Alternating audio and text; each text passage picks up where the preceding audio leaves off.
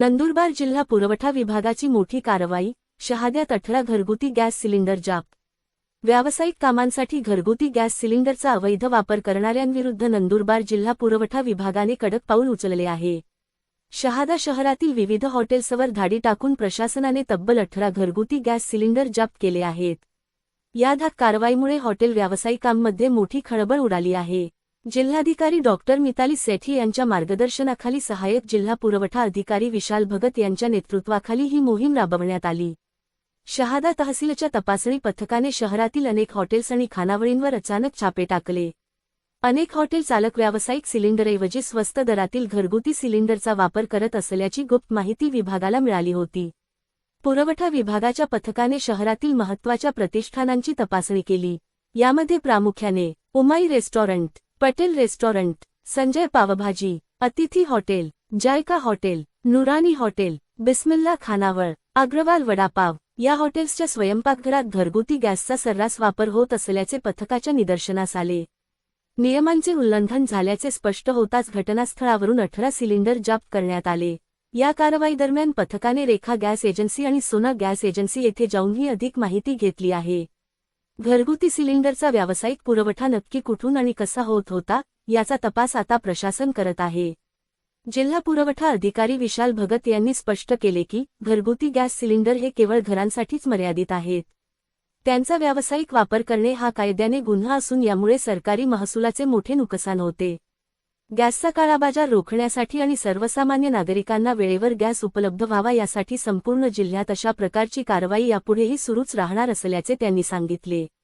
पथकात शहादा पुरवठा निरीक्षण अधिकारी रतनसिंग राजपूत व पुरवठा निरीक्षक अधिकारी दिलीप पाडवीसह नंदुरबार पथकाने कारवाई केली। SMTV मराठी न्यूजसाठी संजय मोहिते, मुख्य संपादक, शहादा। अधिकारी नंदुरबार आज मिताली सेठी मॅडमच्या मान्य जिल्हाधिकारी मॅडम यांच्या मार्गदर्शनाखाली आणि दिलेल्या निर्देशाप्रमाणे तसेच जिल्हा पुरवठा अधिकारी श्री कैलास पवार सर यांनी दिलेल्या निर्देशाप्रमाणे आम्ही शहादा येथील 10 ठिकाणी दाडी मारल्या आणि त्या ठिकाणावरून वेगवेगळ्या ठिकाणी 1-2 असे सिलेंडर जप्त केलेत, जे घरगुती सिलेंडर होते आणि व्यावसायिक लोक त्याचा वापर करत होते, त्यामुळे ते जप्त करण्यात आले आणि हे जप्त सिलेंडर आपण गॅस एजन्सीच्या मार्फत त्यांना सुपूर्द करणार आहे। शहादा तालुक्यात असं परत दाढी पडणार आहे का भविष्यात? हा, त्याबाबत जसे जसे वरून निर्देशन येतील आणि एकदा आपण त्यांना पूर्व सूचना पण देऊ आणि अन्यथा त्यांच्यावर पुढील कारवाई करण्यात येईल। ते पर्सनली जर तिथे यूज करत असेल त्यांचं पर्सनल डोमेस्टिक सिलेंडरचं कनेक्शन, तर ते त्यांच्यावर कसं, कारण आम्ही तर त्यांना डोमेस्टिक म्हणून दिलेले असतं, पण कस्टमर जर ते domestic cylinder as a commercial use करत असतील तर ते आम्ही तर अप्रोच करतो, तुमचं लायसन द्या, 19 kgचं सिलेंडर द्या, नसेल होत 19 kgचे जास्ती डिपॉझिट आहे तर 5 kgचेही देतो, तेही नसेल होत तर 2 kgचंही सिलेंडर कमर्शियल आहे। तर काही ग्राहकांची तक्रारी अशी आहेत की आम्हाला नोंदणी करूनही सिलेंडर आम्हाला वेळेवर मिळत नाही, तर काही गैरसमज पण पसरवले गेलेले आहेत। तर काय नेमकं का सिलेंडर त्यांना मिळत नाही? रूल लावलेले वेटिंग नसा। पूर्वी कसं होतं, आपण सिलेंडर घ्यायचो मागे 2 महिन्यापूर्वी घेतले की लगेच 5-7 दिवसात बुकिंग व्हायची, कस्टमरला लगेच भेटून जायचं।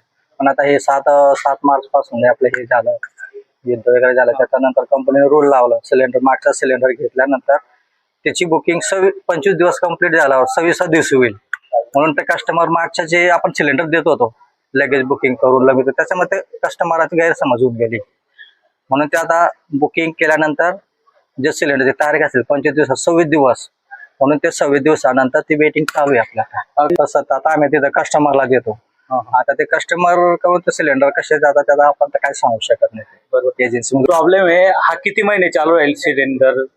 सध्या तर आमच्याकडे तर जो लावून ठेवलेला आहे कंपनीने, ते आता आम्ही सांगू शकत नाही किती दिवस, वरून जे आदेश येतात आदेशानुसार आम्ही सिलेंडर बुकिंग, सिलेंडरची डिलिव्हरी कसं द्यायचं आम्ही ते त्याप्रमाणे करतो, ते अजून असं काय मला कंपनीने सांगितलं नाही।